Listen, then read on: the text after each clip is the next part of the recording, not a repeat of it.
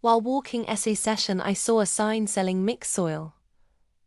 Since I want to explore planting as hobby, and there's no black soil here in the city, I bought 1 pack for 50 pesos only. So there I give the payment to 8. So, after kong nagbayad dyan, pumunta na rin ako sa may bilihan ng seeds at bumili na rin ako ng pechay seeds. So, yun.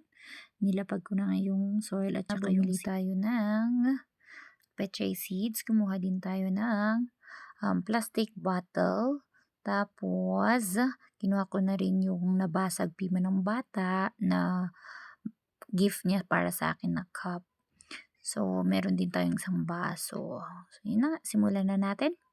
So, linagyan ko muna yung 2 baso ng soil. Tapos, ginilig ko muna. Tapos, inayos ko itong plastic bottle natin. Hinati ko sa 2 para may maayos yung pagtaniman natin. So, yun na nga. Binutas ko na rin para may labasan yung tubig. Yan. So, sinindi-sindihan ko pa yung kutsilyo para doon sa pagbutas. Kinuha ko na rin yung soil. Tapos yung pechay seeds.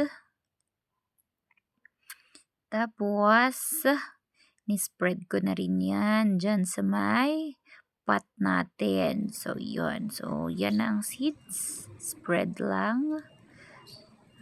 Yan. Then, tap ko para matabunan konti. So, yun, tinabi ko na sa lahat ng aking tinanim. May napansin ako.